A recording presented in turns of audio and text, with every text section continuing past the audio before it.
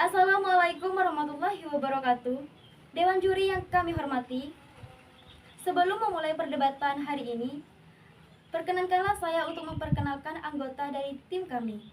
Saya, Selvia Mistiaji Rukmana, sebagai pembicara pertama yang bertugas memperkenalkan anggota tim, memaparkan definisi, kesimpulan, sekaligus memaparkan poin-poin penting yang akan anggota tim kami bacakan.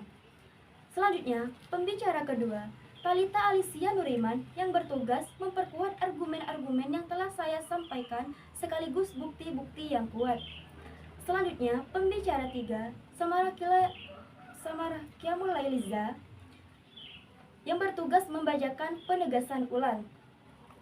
Baik, mosi yang kami debatkan hari ini adalah Dewan ini menyesalkan adanya perubahan kurikulum yang dilakukan setiap pergantian menteri. Kualitas sumber daya manusia Indonesia tidak terlepas dari aspek pendidikan yang memainkan peran yang sangat penting. Sejak kemerdekaan Republik Indonesia pada tahun 1945 sampai sekarang, Indonesia telah menerapkan berbagai macam kurikulum dasar dan menengah dalam upaya mendapatkan racikan kurikulum yang terbaik untuk kemajuan dan kesuksesan pendidikan di Indonesia. Namun pada praktiknya, implementasi kurikulum sering bergonta-ganti setiap pergantian menteri atau kabinet. Padahal, menurut Sekretaris Jenderal National Education Watch, Joner Sipankar, beliau mengatakan bahwa negara lain satu kurikulum berjalan kurang lebih 10-15 tahun agar pemetaan hasilnya terlihat jelas. Hal ini berbanding terbalik dengan apa yang terjadi di Indonesia. Bahkan, salah satu kurikulum yang pernah diterapkan yaitu kurikulum berbasis kompetensi atau KBK yang hanya berlangsung selama 2 tahun saja. Begitu juga kurikulum tingkat satuan pendidikan atau KTSP yang hanya berlangsung selama 5 tahun saja. Perubahan yang sangat dinamis ini memunculkan stigma di tengah masyarakat bahwa ganti menteri, ganti kurikulum. Tahukah kalian apa yang dimaksud dengan kurikulum? Kurikulum merupakan seperangkat alat dan media yang dikembangkan pemerintah untuk terselenggaranya proses belajar mengajar sesuai dengan tanggung jawab pendidik dan sekolah, di mana kurikulum tersebut berisi rancangan yang akan diberikan kepada peserta didik melalui guru. Dengan demikian, para pendidik harus serius serta mampu dalam memahami kurikulum dan komponen-komponennya. Kurikulum memiliki 4 komponen utama. Yang pertama, tujuan-tujuan yang ingin dicapai. Yang kedua, pemahaman, isi, data-data, aktivitas, serta pengalaman yang luas. Yang ketiga, metode dan cara mengajar serta bimbingan yang diikuti murid-murid untuk mendorong mereka mencapai tujuan yang telah mereka rancang. Yang keempat, metode dan cara penilaian yang digunakan dalam mengukur dan menilai hasil proses pendidikan yang dirancang dalam kurikulum. Kurikulum merupakan alat yang sangat penting bagi keberhasilan suatu pendidikan. Di Indonesia, sistem pendidikan mengalami perkembangan dan perubahan guna memenuhi tuntutan zaman. Kurikulum juga dapat mengalami perubahan bila terdapat pendirian baru mengenai proses belajar, sehingga timbul bentuk-bentuk kurikulum seperti activity atau experience kurikulum, program interaction, pengajaran modul, dan sebagainya. Perubahan dalam masyarakat, eksplorasi, ilmu pengetahuan, dan lainnya mengharuskan adanya perubahan kurikulum tersebut. Perubahan tersebut menyebabkan kurikulum yang berlaku tidak lagi relevan, dan ancaman serupa akan terus senantiasa dihadapi oleh setiap kurikulum, berapapun relevannya pada suatu saat nanti. Kurikulum merupakan alat yang sangat penting bagi keberhasilan suatu pendidikan.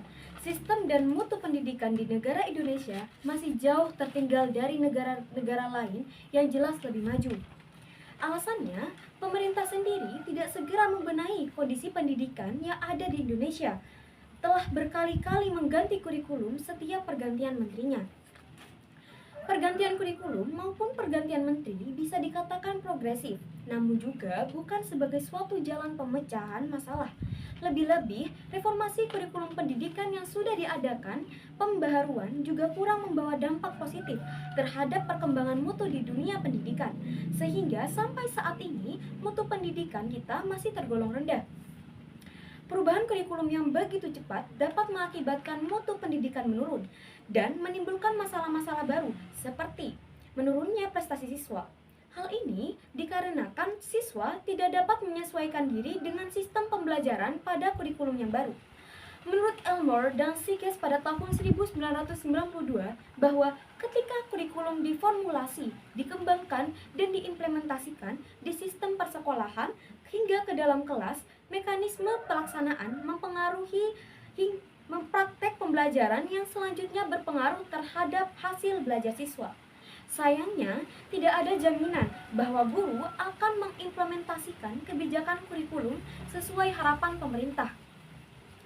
Implementasi kurikulum yang baru seumur jagung dan perubahan-perubahan yang mendadak telah memberikan dampak negatif pada pelaksanaan pendidikan di Indonesia. Seperti kurikulum yang pernah diterapkan, yaitu kurikulum berbasis kompetensi KBK yang hanya berlangsung selama 2 tahun, begitu juga kurikulum tingkat satuan pendidikan KTSP yang hanya dipakai selama 5 tahun. Perubahan yang sangat dinamis ini memunculkan stigma di tengah masyarakat bahwa ganti menteri, ganti kurikulum, seperti yang telah pembicara pertama sampaikan. Salah satu elemen masyarakat yang sangat merasakan dampak dari perubahan-perubahan itu adalah guru.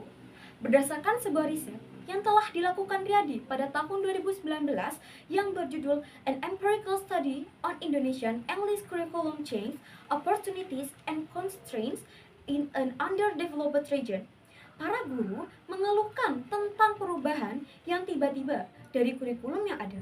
Pada saat mereka sedang memproses menguasai sebuah kurikulum, secara tiba-tiba kurikulum diganti kembali dan mereka para guru harus belajar kurikulum yang baru mulai dari awal. Hal inilah yang menyebabkan tidak tercapainya target pendidikan, karena tenaga pendidik atau guru saja dituntut untuk benar-benar memahami kurikulum baru beserta komponen-komponennya jika ingin menerapkannya dengan hasil yang diharapkan. Namun, sebaik apapun kurikulum baru dikembangkan, apabila tenaga pendidik tidak mampu mengimplementasikan dalam kegiatan belajar mengajar dengan baik, maka kurikulum tersebut tidak akan berjalan dengan lancar. Hal tersebut tentunya harus didorong dengan fasilitas sekolah yang memadai. Di beberapa sekolah, terkadang fasilitas yang dimiliki menjadi kendala tidak berhasilnya kurikulum baru diterapkan. Pemerintah juga mengeluarkan anggaran yang lebih banyak dalam perubahan kurikulum. Daripada mengeluarkan anggaran untuk perubahan kurikulum, lebih baik pemerintah memberikan beasiswa kepada siswa yang berprestasi, kepada siswa yang kurang mampu, dan juga memperbaiki fasilitas sekolah. Dampak dari kurikulum pendidikan yang bergonta-ganti bukan hanya memberikan dampak negatif terhadap siswa yang semakin rendah prestasinya dan juga terhadap guru. Sebenarnya, perubahan ini juga dapat berdampak pada sekolah, yaitu pada tujuan atau visi misi sekolah. Contoh saja, bila sebuah sekolah memiliki satu tujuan atau satu visi, tentu sekolah tersebut akan berusaha untuk mencapai satu tujuannya. Dan untuk memenuhi sebuah visi, tentu membutuhkan waktu yang tidak singkat. Ketika mereka telah memfokuskan diri pada visi yang telah disusun secara tiba-tiba, kurikulum diganti. Tentu sekolah harus mengganti tujuan yang ingin dicapai. Dalam menghadapi perubahan kurikulum, penting juga untuk memahami bahwa proses ini tidak hanya berkaitan dengan dunia pendidikan saja, tetapi juga memiliki dampak yang lebih luas, yaitu pada perkembangan sosial, ekonomi, dan hubungan Indonesia. Dan budaya Indonesia. Perubahan kurikulum karena pergantian menteri sangat dirasakan dampaknya dan tak hanya oleh siswa dan guru, namun juga oleh pemerintah. Sebuah riset mengeluarkan tentang perubahan kurikulum yang sering terjadi bahwa perubahan kurikulum yang sering terjadi lebih membawa ke dampak negatif. Ketika suatu kurikulum yang ada sedang diterapkan lalu terdapat pergantian menteri, maka secara tiba-tiba kurikulum pun diganti, yang mana perubahan kurikulum yang sangat cepat dapat mengakibatkan mutu pendidikan yang menurun. Perubahan kurikulum secara terus-menerus akan membuat peserta didik mengalami kebingungan, ketidaksesuaian, atau bahkan ketidakmampuan dalam beradaptasi. Hal ini disebabkan karena peserta didik yang sudah merasa nyaman dengan kurikulum yang ada dipaksa harus beradaptasi dengan kurikulum yang selalu berganti-ganti, di mana tidak semua peserta didik memiliki kemampuan yang sama dalam beradaptasi ketika belajar. Sehingga siswa semakin rendah prestasinya karena peserta didik merasa kebingungan dalam belajar. Perubahan ini juga dapat berdampak pada sekolah, yaitu pada tujuan atau visi sebuah sekolah. Contohnya saja, bila sebuah sekolah memiliki suatu tujuan atau suatu visi tertentu, maka sekolah tersebut akan berusaha untuk mencapai tujuannya, dan untuk menunjukkan satu visi tersebut tentu membutuhkan waktu yang tidak singkat. Pada saat mereka telah memfokuskan diri pada suatu visi yang telah ditentukan, mereka dipaksa untuk mengganti tujuan yang ingin dicapai secara tiba-tiba karena perubahan kurikulum. Daripada mengganti kurikulum di mana negara mengeluarkan anggaran yang lebih banyak daripada pergantian sebelumnya, contohnya saja mengganti buku baru, lebih baik memberikan beasiswa kepada siswa yang berprestasi atau siswa yang kurang mampu, serta memfasilitasi sarana dan prasarana sekolah. Baik, kesimpulan yang akan saya ambil, kami setuju dengan mosi tersebut yang menyesalkan perubahan kurikulum setiap pergantian menteri. Karena perubahan kurikulum lebih membawa kepada dampak negatif. Mungkin bagi pemerintah merasa bahwa perubahan kurikulum dapat memberi perubahan yang lebih baik pada mutu pendidikan. Tapi nyatanya tidak demikian. Sebaiknya pemerintah tidak terlalu sering melakukan perubahan kurikulum, lebih baik kompetensi guru yang diperkuat. Karena keberhasilan pendidikan banyak dipengaruhi oleh guru. Apabila kompetensi dan kualitas skill guru berhasil ditingkatkan, hal itu akan jauh lebih banyak berpengaruh pada perkembangan baik dunia pendidikan.